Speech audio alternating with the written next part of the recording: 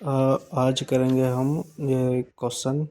ये जैसे कुछ दे रखा है 1 + 1/n पावर 1/n, और जितने भी n है वो नेचुरल नंबर से बिलोंग करेंगे। तो उसको बताना है कि ये बाउंडेड है या नहीं है। तो पहले लिख लेंगे an 1 + 1/n की पावर 1/n। अब इसके अंदर n के अंदर वैल्यू पुट करेंगे।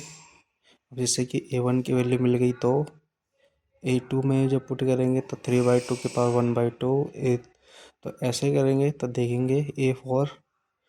तो अब जब इन सबको सॉल्व करेंगे तो देखेंगे कि इनको सॉल्व करने के बाद ये जो नंबर है ये छोटे होते जा रहे हैं, मतलब 2 से छोटे होते जा रहे हैं, और ये एक के पास मतलब एक के पास नियर बाय होते हुए चले जा रहे हैं। मतलब जब हम करते जाएंगे तो ये 1 के आसपास आएगी, मतलब कि ये 1 से ज़्यादा छोटी हो ही नहीं सकती। तो फिर देयरफॉर कि हम क्या लिख सकते हैं कि ये जो है 1 से छोटी नहीं होगी और 2 से बड़ी नहीं होगी। तो इसी हिसाब से हम कह सकेंगे कि the sequence is bounded below and bounded above, hence the sequence is bounded. तो ये कुछ क्वेश्चन है, जैसे कि ये n² + n और ये। तो दोबारा समझते हैं। तो क्या करेंगे, पहले तो en बना लेंगे, ठीक है। फिर उसके अंदर n की वैल्यू पुट करेंगे, और n की पुट करने पर हम a1 a2 a3 a4 की वैल्यू मिल जाएगी। और उससे पता कराएंगे कि चेक करेंगे कि वो वैल्यू में सुप्रीमम बोल लो चाहे ग्रेटर वैल्यू बोल लो, ठीक है। मतलब कि हमारी सबसे बड़ी वैल्यू क्या होगी और सबसे मिनिमम वैल्यू क्या होगी। वैसे तो इसकी मिनिमम वैल्यू तो नहीं निकलेगी क्योंकि इन्फिनिटी नंबर तक चलता चला जाएगा, 1 पॉइंट समथिंग है। तो फिर मतलब ये कह सकते हैं कि 1 इज़ अ नियर बाय, ठीक है। तो इसीलिए 1 हो जाएगा हमारा बिलो, बाउंडेड बिलो, और 2 हो जाएगा बाउंडेड अबव। तो अब ये क्वेश्चन सोल्व करके पता करेंगे कि ये बाउंडेड है या बाउंडेड नहीं है, ठीक है। अब जैसे कि एक क्वेश्चन है, अब आगे पढ़ते हैं कि प्रूव डेट द कन्वर्जेंस। मैंने कन्वर्जेंस को तो हम दो तरीके से बात प्रूव कर सकते हैं। एक तो मतलब मोनोटोनिक थ्योरम से, ठीक है, काउची, ठीक है। ये भी मतलब ये भी काउची की तरह ही है, लेकिन इसमें क्या होता है कि हमें ये ऐसा जीरो जैसे कि देगा कि क्या मैंने इसमें लिमिट पॉइंट दिया होता है, ठीक है। अब वो काउची प्रूव करने के लिए हमें इस क्या कहते हैं इस थ्योरम की जरूरत पड़ती है, या इस फॉर्मूले की, कि A R minus one epsilon greater then, और एन जो वैल्यू होगा वो ग्रेटर देन होगा एम, और एम क्या हमारा हमेशा पॉजिटिव नंबर होता है क्या। तो यहाँ पे हम सोल्व करते हैं कि कैसे सोल्व करते हैं कन्वर्जन, ठीक है। तो इसमें तो हमें ये लिमिट पॉइंट दिया है, लेकिन किसी क्वेश्चन में हमें लिमिट पॉइंट नहीं देगा तो उसे हम काउची बोलते हैं। ये भी, लेकिन वैसे ये भी काउची है, ये एक तरीका होता है कन्वर्जेंस प्रूफ करने के लिए। जैसे ए सीक्वेंस ए दे रखा है converse to a number L, L पे मतलब कि एल ये हमारा ये जो जीरो दे रखा है, ये जीरो पे ही हमें क्या करना है, कन्वर्जेंस प्रूफ करना है, ठीक है। और एप्सिलॉन ग्रेटर देन जीरो, हमेशा जो एप्सिलॉन होगा वो ग्रेटर।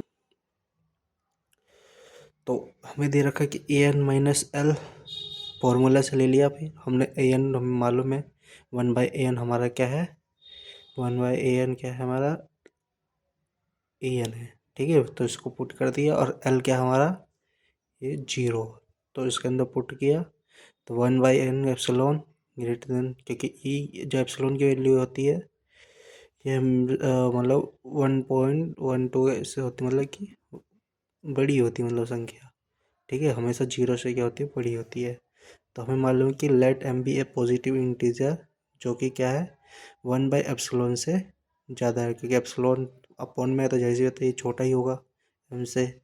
तो then a n minus zero epsilon greater than, इससे क्या एप्सिलॉन ज़्यादा है तो वो ऑल एग्जिस्ट, एन बड़ा होगा, ये एम के बराबर। तो हम कह सकते हैं कि limit n to infinity n equal to zero. मतलब कि इस तरीके सोल्व करने के बस यही तरीके हैं। इन सब का मतलब कि थोड़ा देखना पड़ता है, याद करना पड़ता है, ठीक है। अब जैसे कि इस क्वेश्चन में दे रखा है हमें ये वैल्यू दे रखी है, और लिमिट पॉइंट हमारे को जीरो दे रखी है, ठीक है। कि ये जीरो के बराबर नहीं, ये जो ए एन है ये किसके बराबर है, जीरो के बराबर है। तो वही है, सेम पॉइंट सेम तरीका, पहले ये लिख लेंगे, फिर इस तरीके में पुट करके, मैंने जैसे एल हमारे को जीरो दे रखा है यहाँ से पुट किया, ये हमें मिल जाएगा। फिर इसके बाद हम रेशनलाइज करेंगे।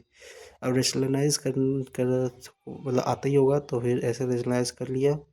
अब जैसे कि हमें मिलेगा तो ये वैल्यू, ठीक है। अब जैसे ए एन है तो ए एन का ये लास्ट वैल्यू है, ठीक है।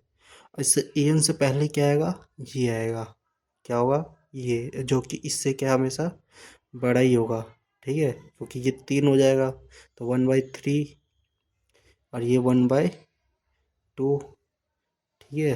तो इसका कुछ वैल्यू आएगा, इसका कुछ अलग वैल्यू आएगा, ठीक है। तो मतलब ये छोटा होगा किसके मुकाबले, इसके मुकाबले। तो हम इसको ना लिख कर फिर इसको लिख लेंगे, जिससे कि हमारा सिंपल हो जाए सोल्व करना, कि सोल्व कैसे होगा। तो 1/2 रेट वन आ गया, ठीक है। इसको सोल्व करने के बाद तो अब हमें पता चल गया है कि जो 1/2 रूट एन जो है उससे मैंने एप्सिलॉन फिर भी अभी क्या है, बड़ा है। जब हम इसकी एन की वैल्यू निकालते हैं तो हमारा क्या एन क्या बड़ा हो जाएगा।